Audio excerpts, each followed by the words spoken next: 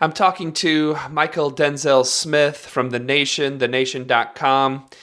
Well, let's actually move on, and this sort of leads into this. You recently wrote about a month ago about kind of the idea of being an ally and some of the problems with that, and but also kind of specifically stemmed from a panel that took place at Rutgers.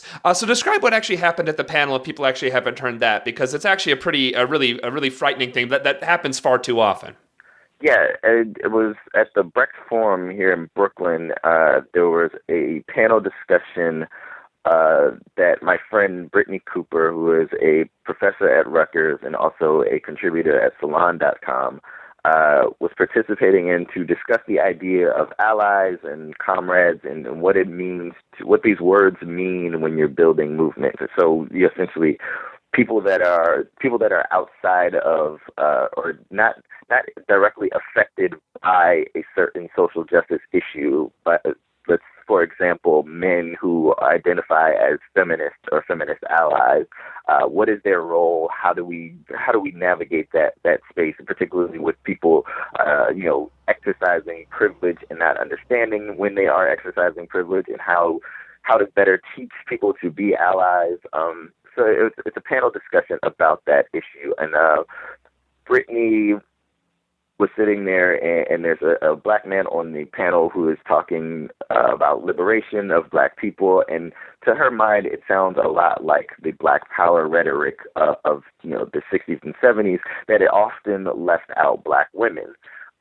So she challenged him on this point, and he originally made some really condescending remarks toward her, and thought it would be, I guess, insulting or funny to call her Angela Davis, which, I mean, why would you think that's an insult?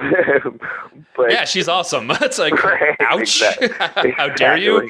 How dare you call me Angela Davis? But yeah, so challenging him on this point, he became very defensive and started to yell about all the work that he had done for black women and how dare she challenge him. And at some point in this screaming and yelling and him getting upset, the moderator tried to calm him down, but he was not being cooperative, and he stood up. And as he was standing up, he hit a cup of water that splashed across Brittany and all of her things, and got in her face, stood over her as a 6-foot tall man, and trying to physically intimidate her. And in this process, Brittany, according to her account, says that there was barely anyone who tried. There's no one in the audience standing up trying to stop him. Nothing happened. She's just sitting there being physically intimidated and assaulted because, once he hit that cup of water and it hit her, that constitutes assault. That, no one was doing anything. I mean, eventually there were 3 men who came from the stage and restrained him, but for far too long, no one did. And so she felt alone and afraid and just hurt. And so she reached out to myself and a few of my other friends, Kiese Lehman and Darnell Moore, who we are all a part of a collective of black men known as Brothers Writing to Live, to let us know the situation. And so I wanted to, after she wrote about it and gave me permission to write about it, I wanted to write about it because I feel like in progressive movement spaces, we still have this problem of identifying, naming, and addressing and rooting out misogyny and sexism. Women's voices are not valued in the same way, and the men who see themselves as essentially the saviors of progressivism and the country writ large get defensive when being challenged on their own internalized and expressed misogyny and sexism, when that's what you're supposed to do in progress. That's the bare minimum for being a progressive to me, is to not be sexist, to not be to not be homophobic. That's just the bare minimum, is to accept everyone's humanity and listen to everyone at the table. It's just a basic tenet of progressivism to my mind.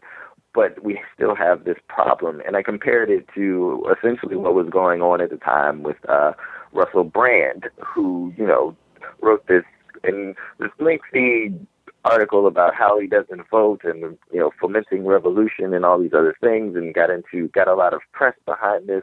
But then people, women were pushing back, saying, "Okay, this is great that this man is saying all these wonderful things, but this is still someone who makes terribly sexist jokes, has sexually harassed women, has had all kinds of complaints." So, I mean, is this the type of progressivism that we want to model? And I hope it's not. And so I wanted to interject in that and say this is still a problem. We cannot have it in particular. I mean, we want to root it out of all of society, but we cannot have it particularly in progressive spaces, because we're supposed to be modeling the type of society that we want to see. Yeah, absolutely. I mean, it's and your point about it being the bare minimum that we're supposed to have is ridiculous. And also your broader point on misogyny in the progressive movement is very, very true. But also the fact that this actually happened at a panel on how to be allies is also kind of in itself pretty crazy, where it's like we're having a discussion on how to be better allies, and like getting up and like throwing water and like screaming and like physically hovering over someone. And again, that this is one instance of something that happens. Ask a woman who goes to some other type of progressive meeting and how they might be boxed out by guys and be disrespected by dudes who toss their privilege around and just yell loudly. It's something that not just doesn't just happen at some panel. It happens in every aspect of the progressive movement. Absolutely. I actually attended at the New School last week this conversation between Melissa Harris Perry and Bell Hooks. Oh, nice. It was an amazing conversation, but they got to the Q&A, and I think maybe the second person to ask the question was a man, and he, Bell Hooks had already given everyone instructions: keep it short, ask your question so we can get everyone in, right? Right. And so he goes forward to explain who he is and then gives context for his question. And Bell Hooks is like, please, you got to get to your question. He's like, yes, I'm getting there. Question. I'm getting there. And continues to go on with all of this. And he finally gets to his question. And Melissa and Bell are both being gracious and answering his question. And he then interjects and tries to talk over Bell Hooks. Wow. What is wrong with you to think that you can do this? And it's just this example of not recognizing, one, the space that you're in, and the purpose of this event is, these two prominent black feminists having a discussion about black feminist issues, and you as a man interjecting yourself in that space and then believing that you have the right to talk over them as they're answering your question. Like, you're not even like, no, I got this. No, you're wrong, Bell Hooks. You don't know nothing about this. I know. Here. Right. So what is going on in the minds of supposedly progressive men that they don't value even, someone as accomplished and, venerated as Bell Hooks, that they will not they will not cede the floor to her, cede the mic to her. Like, so this is the problem.